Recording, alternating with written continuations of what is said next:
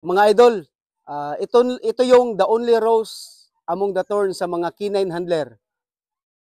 Habang hindi pa nag-umpisa, ganun ang pag-alaga ng isang aso.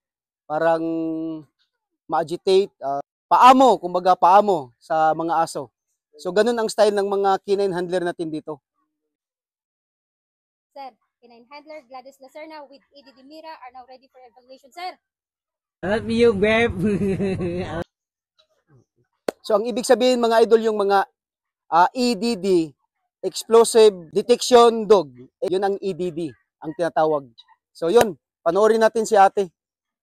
Mga idol, while Police Executive Master Sergeant Dilim observed the canine handler.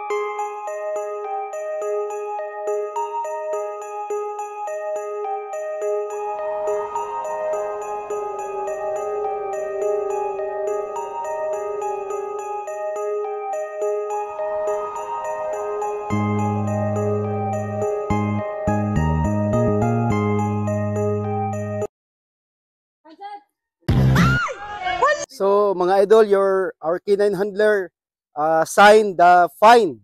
So umuupo yung aso, ibig sabihin naamoy na yung explosive.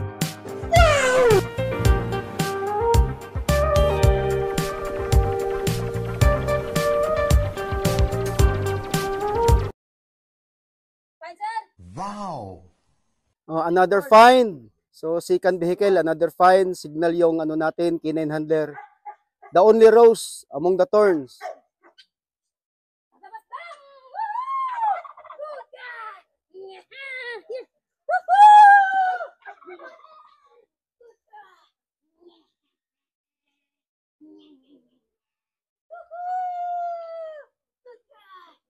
So ganun sila idol, makipag-usap ka talaga sa aso. Kailangan alagaan mo, amuhin mo.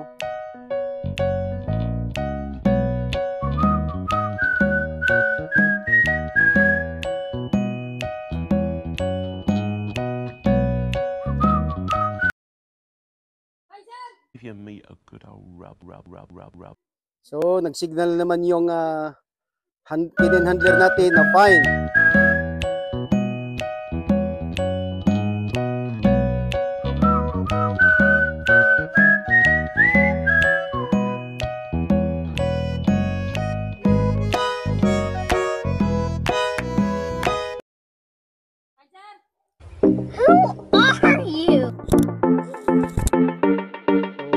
Sasakyan na naman idol, tapos na doon sa road, sa isang area, sasakyan na naman siya.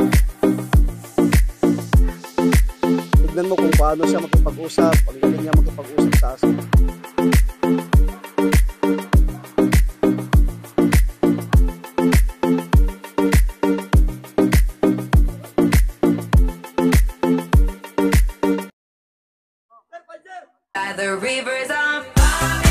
So, nag-signal siya ng fine, ibig sabihin naamoy ng aso yung explosives.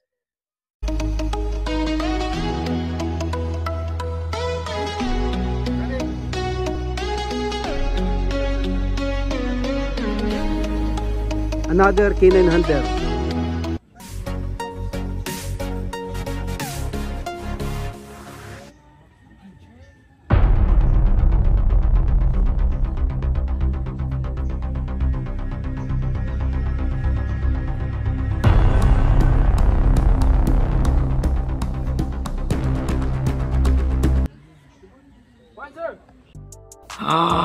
Wow! So mga idol, nagsinyas yung handler, nag-raise yung right hand niya May naamoy ang aso kaya nga siya umupo.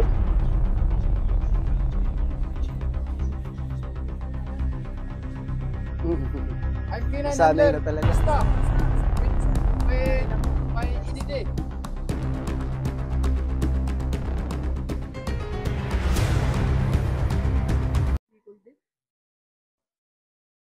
Niya yung aso sa loob ng sa labas ng sasakyan kung saan nakalagay yung explosive. Kung maamoy ba ng aso o hindi.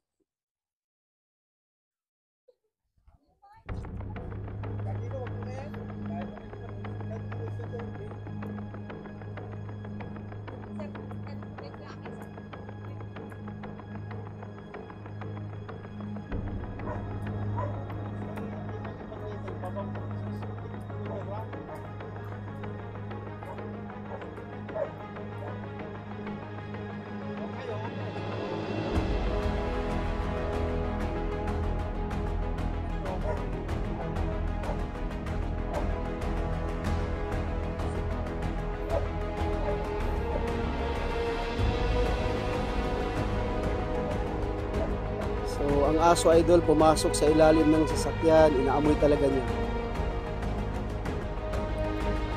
So, sa mga viewers natin, yung mahilig sa aso, pwede na kayong mag-training dito. Pumunta kayo dito sa Alfonso Cavite, sa SAS K9. SAS K9 Academy, Search and Rescue K9 Training Academy.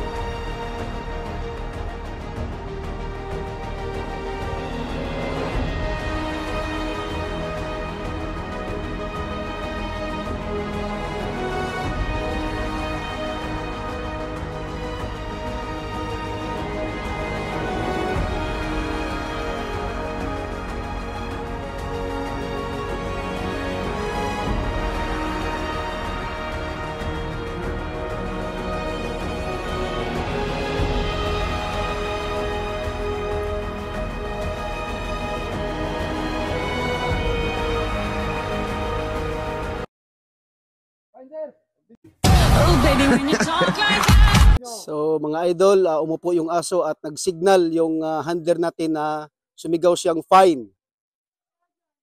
Ibig sabihin idol, naamoy ng aso ang explosive kung saan nilagay.